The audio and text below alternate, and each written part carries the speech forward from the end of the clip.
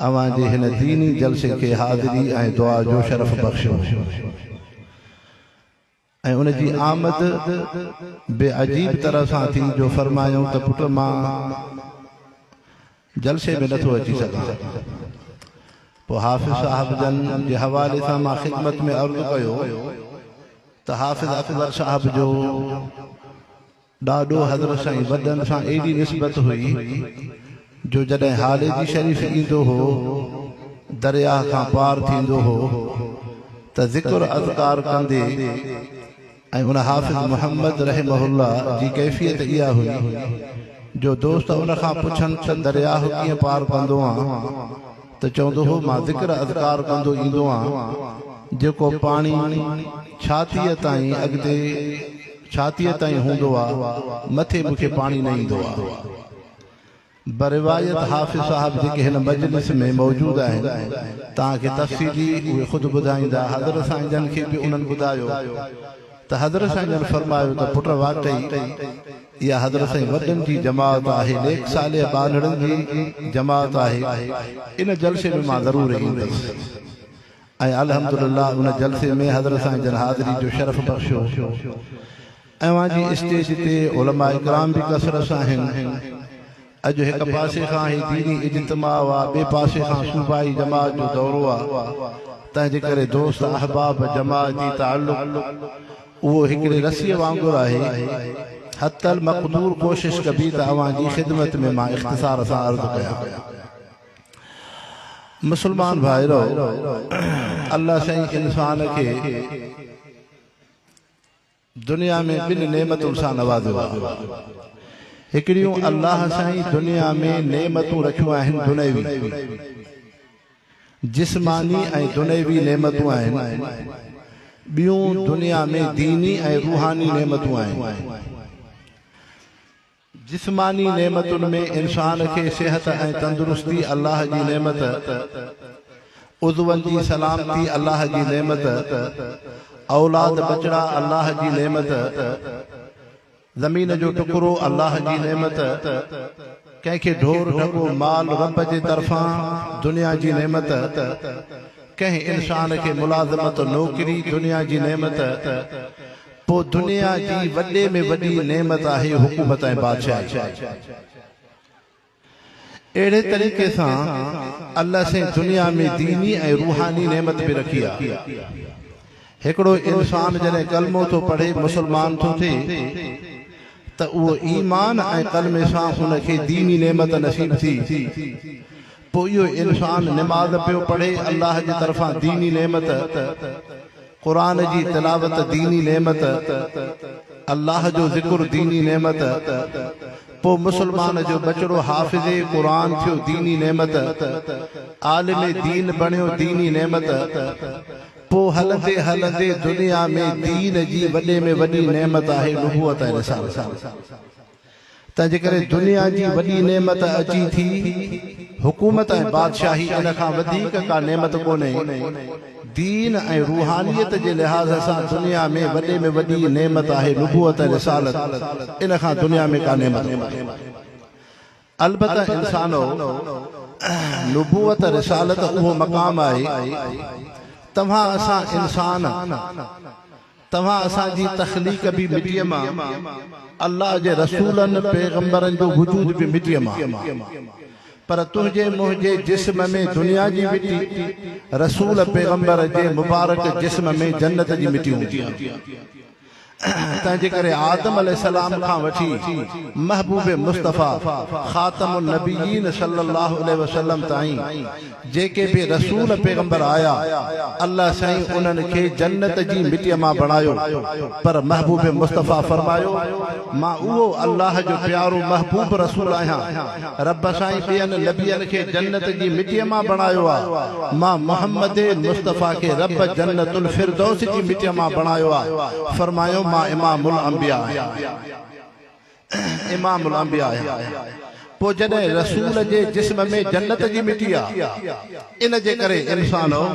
रसूल जी दुनिया जी ज़िंदगी जन्नत वारी हूंदी आहे गार गंद खां रसूल जी ज़िंदगी पाक हसद कीने बुग़्ज़ खां रसूल जी ज़िंदगी पाक दुनिया जे हिर्स हवस खां रसूल जी ज़िंदगी पाक फितने फसाद खां रसूल जी ज़िंदगी पाक इन जे करे तव्हां असांखे इहो अक़ीदो रखणो हूंदो आहे त अल्लाह जा रसूल पैगंबर मासूम बि आहिनि त महफूज़ बि आहिनि त अर्ज़ पे कयुम जॾहिं नबीअ जे जिस्म में जन्नत जी मिटी आहे तुंहिंजे मुंहिंजे जिस्म मां पसीनो पघर अचे त जिस्म मां बदबू निकिरंदी लेकिन अल्लाह जे रसूल पैगंबर जे जिस्म में जॾहिं जन्नत जी मिटी आहे उन जे जिस्म मां जॾहिं पसीनो पघर ईंदो आहे रब उन में मुश्क अंबर खां वधीक ख़ुशबू रखंदो छो त नबीअ जे जिस्म में जन्नत जी मिटी आहे तव्हां असांजे ज़ुबान मां जेका लिब पई निकिरे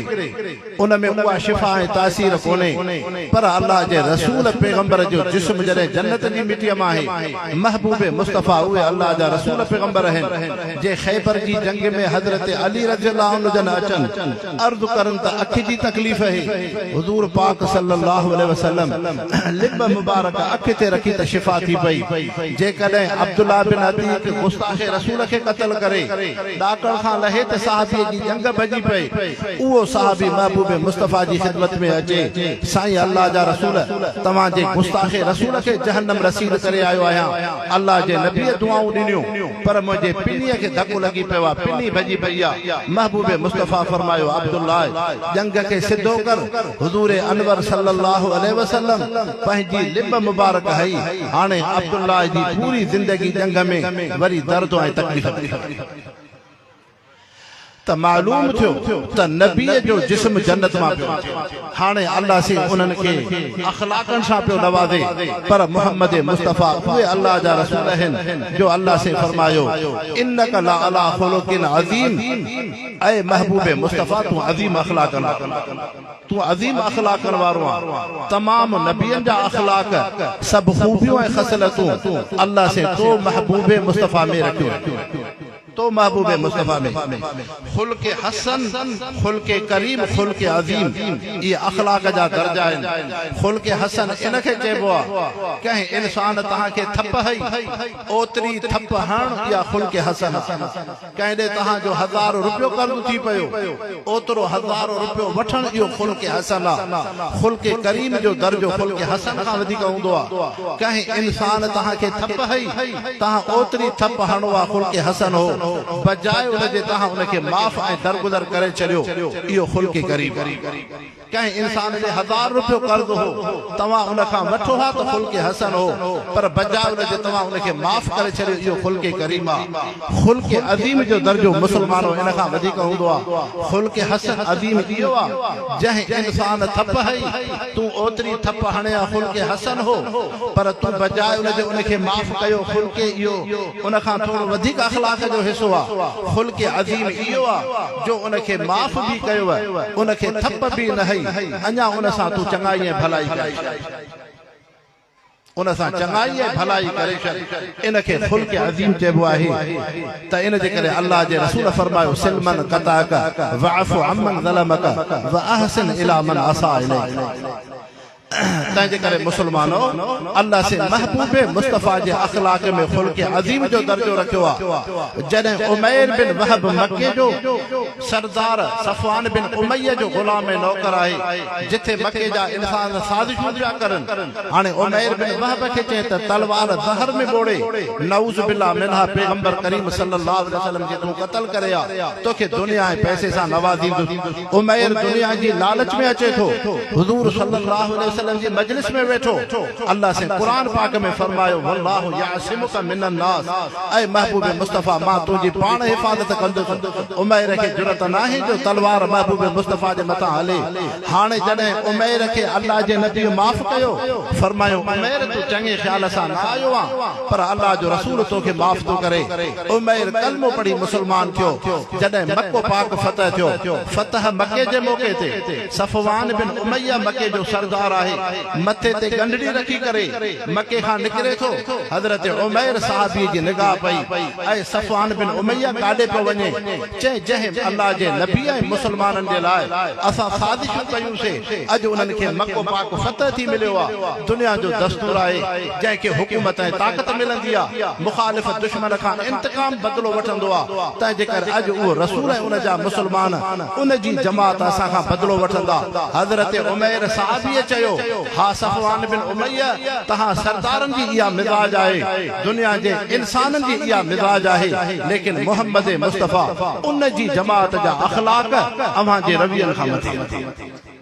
अल्लाह जे नबी जो अखलाक अव्हां खां मथे त सफ़वान चयो पोइ हिकिड़ो मुंहिंजो शर्त आहे जे तूं मूंखे मजबूर थो करे त पोइ नबीअ जी का निशानी खणी आ जो मूंखे अमन मिलंदो हज़रत उमैर आयो महबूब मुस्तफ़ा जी ख़िदमत में साईं अल्लाह जा रसूल सफ़वान बिन उमैया मके जो सरदार अव्हां जे फतह ऐं ख़ुशीअ खे ॾिसी मको पियो छॾे पोइ महबूब मुस्तफ़ा फरमायो उमैर सफ़वान मके में रहे मां मोहम्मद मुस्तफ़ा जो भाउ आहियां सफ़वान मके में रहे तोणी मुसलमान कलमो न अथसि मां मोहम्मद मुस्तफ़ा जो भाउ आहे चए साईं अर्ज़ु थो करे त मूंखे का निशानी मिले हुज़ूर अनवर सल्लल्लाहु अलैहि वसल्लम पंहिंजी पग दिस्तार मुबारक उन सफ़वान बिन उमैया सरदार काफ़िर जे तरफ़ मोकिलिन था हज़रत उमैर रज़ियल्लाहु अन्हु सहाबी महबूब मुस्तफ़ा जी पग दस्तार मुबारक खयूं थो अचे सफ़वान सीने ते रखी चए बराबर मूंखे अमन मिलंदो हुज़ूर अनवर सल्लल्लाहु अलैहि वसल्लम जी ख़िदमत में आयो साईं तहां जे पग जी निशानी ॾिसी मूंखे यकीन थियो त अमन मिलंदो लेकिन मूंखे ईमान कलमे ते मजबूर न कयो ईअं न आहे त मके में रहाए मूंखे कलमे ते मजबूर कयो महबूब मुस्तफ़ा फरमायो ला इकराह फिद्दीन सफ़वान ईमान कलमे जे लाइ जबर ॾाढो कोन्हे कलमे जी तबलीग कबी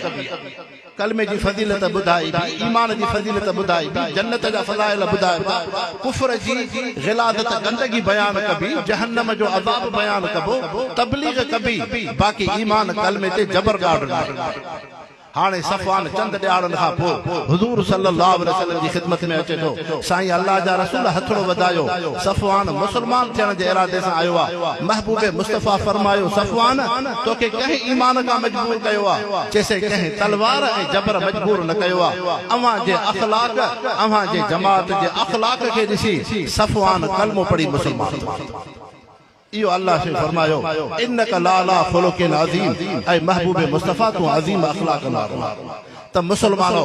हिकिड़े पासे खां दुनिया जूं नेमतूं हूंदियूं आहिनि वॾे में वॾी दुनिया जी नेमत हुकूमत ऐं सल्तनत ऐं बादशाही आहे ॿिए पासे खां दीन जी वॾे में वॾी नेमत नुबूअत ऐं रिसालत आहे ॿिन्हिनि जी मिज़ाज ऐं तबियत में फ़र्क़ु हुक्मरान ऐं बादशाह दुनिया जा सुठा ताम पा खाईंदा सुठनि उन लिबास ऐं पोशाक में हूंदा दुनिया जो तायुश ऐं ऐश हुकूमत ऐं बादशाहनि वटि हूंदो आहे पर रसूल पैगंबर जी जंहिंजो मक़ाम मर्तबो त इहो आहे जो अल्लाह साईं जन्नत मां मिटी पियो रखे जंहिंजे पघर में ख़ुशबू मुश्क अंबर खां वधीक हुई जंहिंजे लुआब में शिफ़ा वधीक हुई लेकिन रब उन्हनि खे दुनिया में गुरबत ऐं सादगीअ सां रखंदो आहे एतिरी जिंदगी हज़रत उमर फारूक रज़ियल्लाहु अन्हु महबूब मुस्तफ़ा जे मुलाकात का अचन था जॾहिं ॾिठूं त हुज़ूर सल्लल्लाहु अलैहि वसल्लम तॾे ते सुतल आहिनि हज़रत उमर साईं फरमायो असरुल हसीर फी जसद रसूलुल्लाह सल्लल्लाहु अलैहि वसल्लम जॾहिं मुंहिंजे महबूब मुस्तफ़ा जे मुबारक जिस्म ते निगाह ऐं नज़र पई हुज़ूर अनवर सल्लल्लाहु अलैहि वसल्लम जे जिस्म ते तॾे जा फड़नि जा निशान हुआ तॾनि जे फड़नि जा निशान ॾिसी हज़रत उमर जे अखियुनि मां लुढ़क पियो या अल्लाह जे नबी जी जिंदगी आहे जो वो दुनिया ते सुमे थो तॾे जे फड़नि जा निशान महबूब मुस्तफ़ा जे मुबारक जिस्म ते हज़रत उमर जे सुल्तन ते हुज़ूर पाक सल्लल्लाहु अलैहि वसल्लम जागी पिया उमर ख़ैर त आहे छाजो सदमो जैसे कैसर और किसरा जा बादशाह नरम बिस्तरनि ते पिया सुमन अवां अल्लाह जा रसूल पैगंबर हो तव्हां जी जुतीअ जे दत जे बराबर में बादशाह न आहिनि अवां जे मुबारक जिस्म ते तॾे जे फड़नि जा निशान उमर जे अखियुनि मां लुढ़क न ईंदा त ॿियो चाहींदो महबूब मुस्तफ़ा फरमायो उमर असुल ईमान ऐं कलमो आहे तंहिंजे करे काफ़र जो घर जेको जन्नत में हो जेके जन्नत में नेमतूं हुयसि अल्लाह साईं उन्हीअ खे दुनिया में ॾेई छॾियूं तंहिंजे करे उमर तूं मूंखे ॿुधाए असुल ज़िंदगी दुनिया जी या आख़िरत जी चए असुल ज़िंदगी आख़िरत जी आहे मुसलमानो अल्लाह जे रसूल ईअं बि फरमायो आहे रब काफ़रनि खे दुनिया में सोन जा घर ॾेहा सोन जूं नेमतूं ॾेहा सोन जा बर्तन ऐं थांव ॾेहा पर रब काफ़र खे छो नथो ॾे जॾहिं मुसलमान खे जन्नत में इहे नेमतूं मिलंदियूं वलहुम मा यश्तहून जे हिकिड़ो मुसलमान जन्नत जे अंदरि तमन्ना रखंदो मूंखे जन्नत में सोन जो वण ठही मिले अल्लाह साईं ठाहे ॾींदो मूंखे जन्नत में सोन जो महल हुजे रब साईं सोन जो महल ॾींदो मूंखे जन्नत में सोन जा बर्तन हुजनि रब उन मोमिन बाने खे ॾींदो त महबूब मुस्तफ़ा फरमायो उन हदीस पाक जे अंदरि अल्लाह साईं काफ़र खे सोन एतिरो ॾे पर रब छो नथो ॾे तव्हां असांजो ईमान हलियो तव्हां असांजी ईमान जे कमज़ोरीअ जे करे रब गैर मुस्लिम खे दुनिया घणी नथी जेकॾहिं उन्हनि खे अल्लाह साईं इहे नेमतूं ॾे जेके मोमिन खे जन्नत में मिलंदियूं काफ़र खे दुनिया में मिलनि तव्हां असां मां ईमान हलियो अॼु इहे यार दुनिया ते रीस हे फिलाणे इंसान ज़मीन घणी चाही फिलाणे खे ढोर ढका वधीक आहिनि फिलाणे खे बैंक बैलेंस वधीक आहे फिलाणे खे इज़त शोहरत आहे फिलाणो इंसान दुनिया में हिन मक़ाम ते न पहुतो आहे माइन ते न पहुतो आहे तंहिंजे करे इंसानो दुनिया काई हैसियत नथी रखे अल्लाह जे रसूल पैगंबर जी इहा मुबारक ज़िंदगी आहे असरुल हसीर फी जसद रसूलुल्लाह सल्लल्लाहु अलैहि वसल्लम महबूब मुबारक जे जिस्म ते तॾे जे फड़न जा निशान त मालूम थियो हुक्मराननि जी पंहिंजी मिजाज तबियत है नबीअ जी ज़िंदगी सादगी वारी अहिड़े तरीक़े सां इंसानो अल्लाह जे रसूल ऐं दुनिया जे बादशाहनि जी ज़िंदगी में फ़र्क़ु आहे उहो इहो मिजाज तबियत में फ़र्क़ु आहे हुक्मरान हुकूमतुनि वारा उहे जॾहिं उन्हनि खे इक़्तिदार ऐं कुर्सी मिलंदी आहे त तकब्बुर ऐं ज़ुल्म जी ज़िंदगी गुज़ारींदा आहिनि तकब्बुर ऐं ज़ुल्म कमज़ोर इंसान खे घटि कंदा जेको कमज़ोर इंसान जा हूंदा जेके ग़रीब ऐं मज़लूम हूंदा उन्हनि खे वधीक जी बाटींदा उन ते वधीक ज़ुल्म ऐं तशद्दुद कंदा जेके इंसान उन्हनि खुशामतूं ऐं चापलूसियूं कंदा उन्हनि खे क़रीब ऐं वेझो कंदा इहा मुतकब्बिरनि जी मिज़ाज हूंदी आहे फिरौन जी तारीख़ पढ़ कारून जी तारीख़ पढ़ शद्दाद जी तारीख़ पढ़ अबू जहल जी तारीख़ पढ़ मुतकब्बिरनि जी तारीख़ पढ़ त कमज़ोरनि ते ज़ुल्म पिया करनि ताक़तवरनि खे वेझो पिया करनि इहा बादशाहनि जी हुक्मराननि जी ज़िंदगी हूंदी आहे लेकिन रसूल पैगंबर जी इन्हनि खां मुख़्तलिफ़ ज़िंदगी हूंदी आहे अल्लाह जे रसूल जी इहा ज़िंदगी हूंदी आहे जेको कमज़ोरनि खे अमीरनि जे बराबर बणाए इंसानियत जो मक़ाम ऐं मर्तबो ॿुधाईंदो आहे हज़रत अबू ज़र ग़िफ़ारी रज़ियल्लाहु अन्हु साहबी आहिनि उन जो ग़ुलाम ऐं ख़ादिम काठियुनि जी भरी मथे ते खणी हले थो हुज़ूर पाक सल्लल्लाहु अलैहि वसल्लम जी निगाह पई हज़रत अबू ज़र जे कुल्हे ते थपकी ॾेई महबूब मुस्तफ़ा फरमायो या अबा ज़र्रिन इख़वानकुम खौलकुम अतिमुहुम मा तइमतुम वलबिसुहुम मा लबिस्तुम ऐ अबू ज़र हे ख़ादिम ऐं ग़ुलाम बि तव्हां जा भाई रहनि जहिड़ो पाण खाधो खाओ अहिड़ो हिननि ख़ादिमनि खे खारायो जहिड़ो लिबास पाण पायो अहिड़ो हिननि ख़ादिमनि खे पायो त इंसानो रसूल जी इहा ज़िंदगी हूंदी आहे अल्लाह जो रसूल कमज़ोरनि खे मथे खणी ईंदो आहे जेके मज़लूम इंसान हूंदा आहिनि हाणे हज़रत अबू ज़र ग़िफ़ारी सहाबीअ जी इहा जी मुसलमानो ज़िंदगी बणी उन्हनि जे कुलनि ते ॿ चादरूं हूंदियूं हुयूं हिकिड़ी नई चादर ॿी बोसीदह ऐं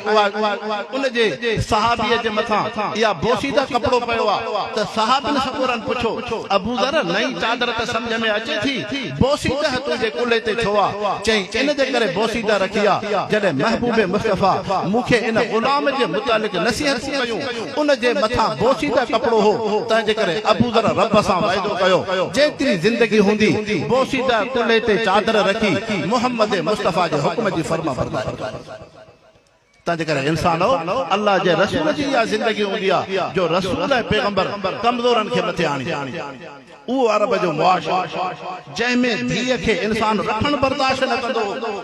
उनखे रखण बर्दाश्त न कंदो हो। अल्लाह जे नबी छा त मक़ाम मर्तबो ॿुधायो। महबूब मुस्तफ़ा फरमायो मन कानत लहू उनसा फरबहा वलम युसिर वलद अलैहा अज़मन लहुल जन्नह। जंहिं इंसान खे धीअ थी पई, धीअ खे तालीम ऐं तरबियत ॾिनई, हया ऐं अदब सेखारियई, फरमायो मां अल्लाह जो रसूल उन जे पीउ जे लाइ जन्नत जो ज़ामिन। अल्लाह जे रसूल इस मक़ाम वो अरब जो मुआशरो जंहिंमें माउ जो तक़द्दुस एहतराम न हो। सहाबी अचे तो इन्नी उरीदुल जिहाद, साईं मां जिहाद ते वञण तो चाहियां। फरमायो हल उम्मुक हय्यतुन, तुंहिंजी माउ ज़िंदा है? चए नाम हा साईं। फरमायो अल्ज़िम क़दमहा फमिल जन्नह, माउ जे क़दमनि में वञी वेहो, माउ जी तूं ख़िदमत कर, तुंहिंजी जन्नत ई आहे। त उहो अरब जो मुआशरो जंहिंमें माउ जो एहतराम न हो। अल्लाह जे रसूल पैगंबर माउ जो मक़ाम मर्तबो एॾो ॿुधायो। अहिड़े तरीक़े सां इंसानो उहो अल्लाह जो रसूल पैगंबर जेके यतीम इंसान जंहिंसां इंसान हक़ तलफ़ी करनि, ज़ुल्म ऐं ज़्यादती करनि, उन्हनि जे हुकूक खे पंहिंजे मातहत आणनि। अल्लाह जे नबी फरमायो अन व काफ़िलुल यतीम कहातैन फिल जन्नह। जेको इंसान यतीम जी देखभाल थो करे, यतीम सां सुहिणो बर्ताव रखे, मां मोहम्मद मुस्तफ़ा सां जन्नत में गॾु। हज़रत अबुल अहदरज रज़ियल्लाहु अन्हु साहबी चए तो हुज़ूर सल्लल्लाहु अलैहि वसल्लम जी ख़िदमत में आयो। हिकिड़ो यतीम ॿारड़ो आयो, चेसि पाड़ेसिरी खजिन जे बाग़ ते कब्ज़ो कयो आहे। हुज़ूर पाक सल्लल्लाहु अलैहि वसल्लम पाड़ेसिरी खे घुरायो, फरमायो हे यतीम तुंहिंजी दाह पियो ॾे। चएसि बाग़ त मुंहिंजो आहे, यतीम जो नाहे। फरमायो मां अल्लाह जो नबी खे सिफारिश कयां, तूं इन यतीम खे इहो खजिन जो बाग़ ॾे, रब तोखे सुहिणो जन्नत में भलो बाग़ ॾींदो। को इंसान दुनिया जो हरीस अची बणबो आहे, को इंसान दुनिया जो हरीस हूंदो आहे, लेकिन उनखे उन यतीम अल्लाह जे नबी जी सिफारिश जी ॻाल्हि सम्झ में न आई। जॾहिं उहो पाड़ेसिरी मजलिस खां उथियो, हज़रत अबुल अहदरज रज़ियल्लाहु अन्हु साहबी महबूब मुस्तफ़ा जी ख़िदमत में अर्ज़ कयो, साईं अल्लाह जा रसूल जेको खजिन जो बाग़ तव्हां यतीम जे लाइ पिया वठणु चाहियो, मां उन पाड़ेसिरी खां पैसनि में वठी करे, रक़म क़ीमत में वठी करे ख़ुदा वास्ते यतीम खे ॾियां, छा मूंखे जन्नत जे बाग़ जी ख़ुशख़बरी मिलंदी? महबूब मुस्तफ़ा फरमायो हा अबुल अहदरज साहबी महबूब मुस्तफ़ा जी कचहरी खां उथियो, पाड़ेसिरी खां पैसनि में बाग़ वठी करे ख़ुदा वास्ते यतीम खे ॾेई महबूब मुस्तफ़ा जी ख़िदमत में आयो। साईं अल्लाह जा रसूल जेको तव्हां बाग़ पिया वठणु चाहियो, मां क़ीमत रक़म में वठी यतीम खे ख़ुदा वास्ते ॾेई आयो आहियां। महबूब मुस्तफ़ा फरमायो मुरकंदे ऐं अबुल अहदरज रब तोखे ॿ सवाब ॾींदो, हिकु तोखे जन्नत में सुहिणो बाग़ मिलंदो, ॿियो तूं दुनिया में अल्लाह जे नबीअ जी दिलि खे ख़ुशि कयो।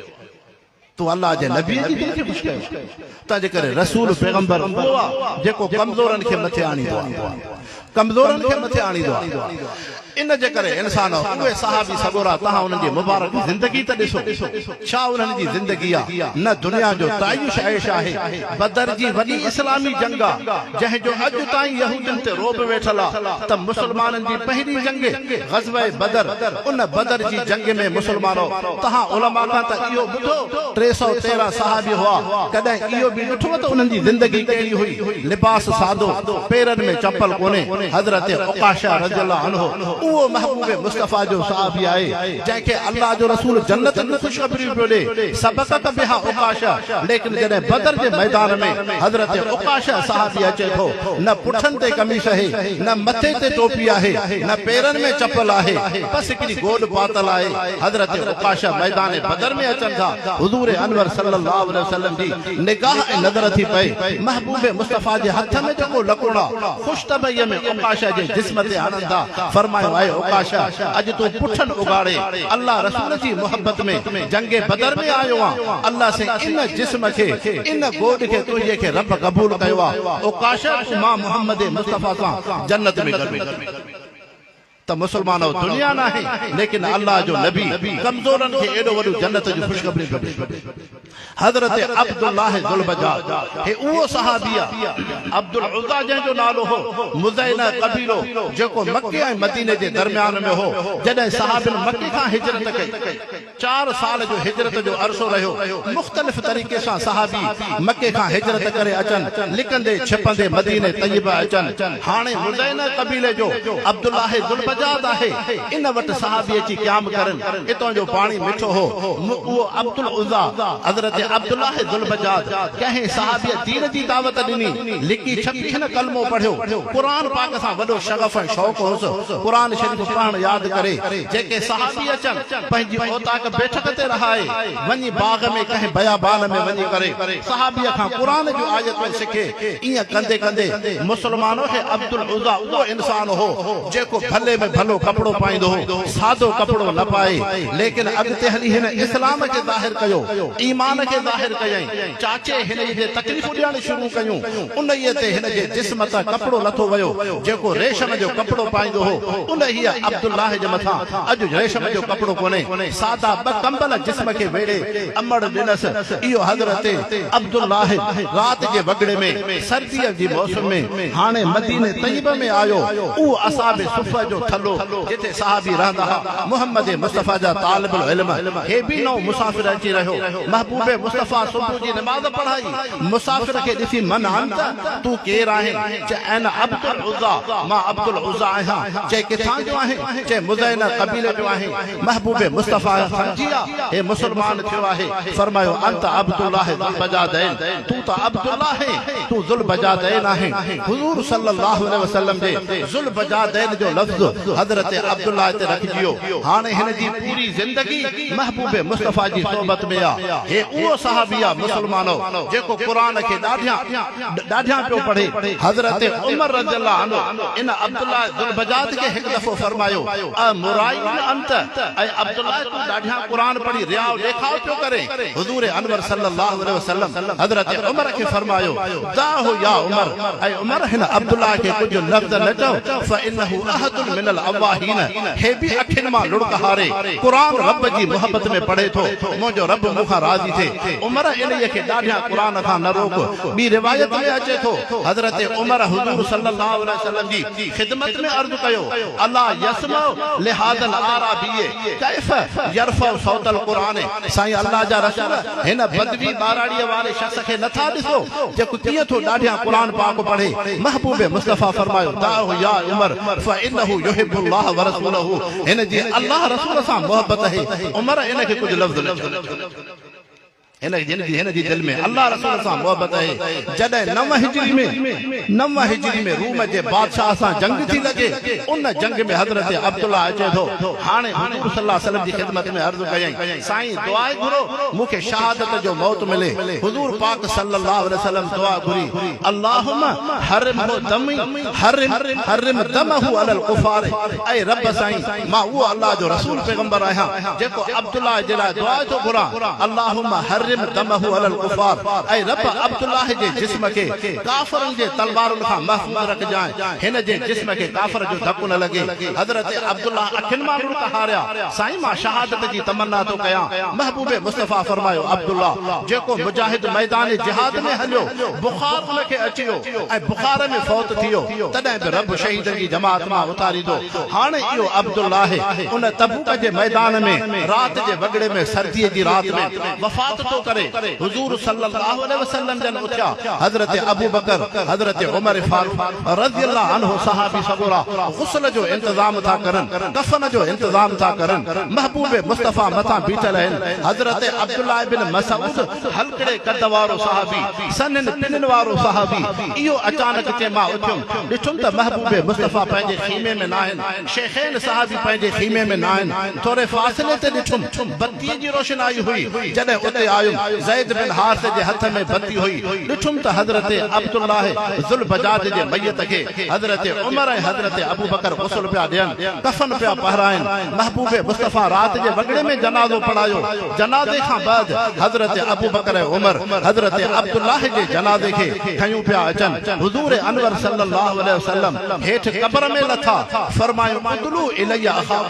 उदलू इलैया अखाकुम ऐं अबू बकर उमर पंहिंजे भाउ जो मयत ऐं जनाज़ो मां मोहम्मद मुस्तफ़ा जे हथनि में रखो। हाणे जॾहिं हज़रत अब्दुल्लाह जो जनाज़ो हज़रत अबू बकर ऐं उमर महबूब मुस्तफ़ा जे हथनि में ॾिननि था, हज़रत अब्दुल्लाह बिन मसऊद थो चवे हुज़ूर सल्लल्लाहु अलैहि वसल्लम क़ब्र में बीठल हुआ, ज़ुबान ते इहे लफ़्ज़ हा रिफ़क़न बिअख़ीकुम रिफ़क़न बिअख़ीकुम रिफ़क़न बिअख़ीकुम। पंहिंजे भाउ खे आराम सां खणो, पंहिंजे भाउ खे आराम सां खणो, पंहिंजे भाउ खे आराम सां खणो। इन्नहु युहिब्बुल्लाह व रसूलह। हिन जी दुनिया में अल्लाह रसूल सां मोहब्बत हुई। जॾहिं अब्दुल्लाह जो जिस्म क़ब्र में आयो, अल्लाह जे नबी हथड़ा घुरा, अल्लाहुम्मा मग़फ़िरहु इन्नी मसैतु अन्हु राज़िन। ऐं रब मां उहो तुंहिंजो रसूल पैगंबर आ जॾहिं राति जो सुम्हां पियो, हज़रत अब्दुल्लाह खां मां राज़ी हुम फर्ज़ अन्हु। ऐं रब तूं बि राज़ी तूं बि राज़ी थियो। हज़रत अब्दुल्लाह बिन मसऊद तो चवे जॾहिं हज़रत अब्दुल्लाह गुल बजाज जे मां इहे दुआऊं मोहम्मद मुस्तफ़ा जे ज़ुबान खां ॾिठम, मां ॿुधम नबीअ जा रविया शफ़क़त जा मां ॾिठम। उन वक़्त में मां हसरत कई कैफ़ कुंतु फ़ी हाज़ल लहदे, काश के अॼु इन क़ब्र में अब्दुल्लाह बिन मसऊद हुजे हा, काश इन क़ब्र में अॼु अब्दुल्लाह बिन मसऊद हुजे हा। मुसलमानो दुनिया कुझु बि कोन्हे, हुयो त अब्दुल्लाह गुल बजाज ग़रीब ऐं मुस्किन, दुनिया जो ताईश ऐश न हो। जॾहिं दुनिया खां वञे थो, अल्लाह जो रसूल उन खां राज़ी आ, रब जी बारगाह में रज़ा जूं दुआऊं पियो घुरे। मालूम थियो नबीअ जी इहा मिज़ाज हूंदी आ जेको ग़रीब तबके खे मथे खणे। तंहिंजे करे मुसलमानो ईमान वॾी नेमत। तव्हां ईअं न सम्झो त असां ग़रीब। हाणे तव्हां निज़ाम ते नज़र कंदो, सियासी पार्टियूं आहिनि, ॿियनि पार्टियुनि ते नज़र कंदो त दुनिया जो ऐश ऐशरत, रोड बि ठही मिलंदा, नालियूं बि मिलंदियूं,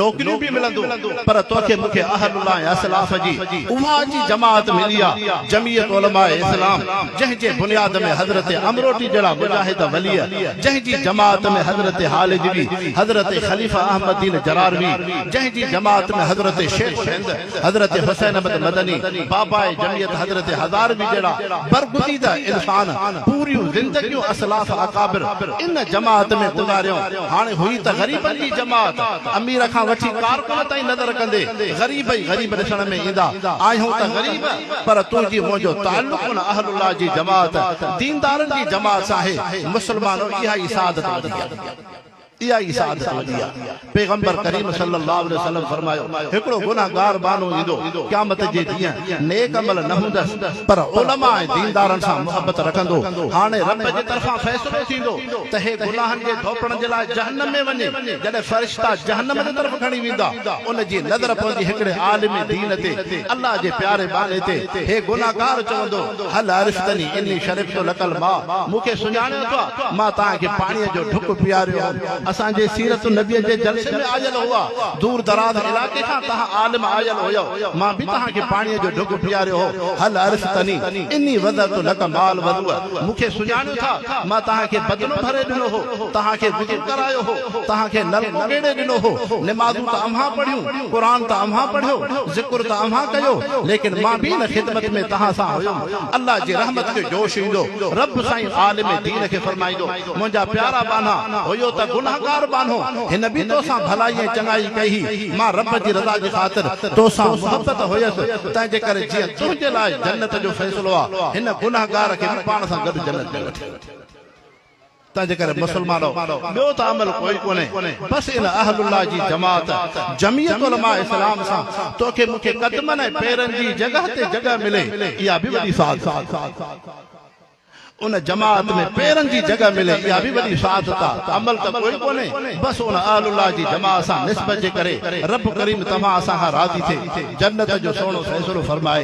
इन जे करे उन जमात जी तरफ़ां तव्हां असांजी सम्झ में हिकिड़ो वॾो इज्तिमा थो थिए सखर जे अंदरि, जेको हज़रत हालिजवी नवरुल्लाह मुर्क़दहू शहीद इस्लाम जे उन यादि में दीन इज्तिमा आहे। अहले इलाक़े जी जमात भरपूर तरीक़े सां उन इज्तिमा में इन निस्बत सां अचूं त उलमा ऐं अहलुल्लाह जी यादि में इज्तिमा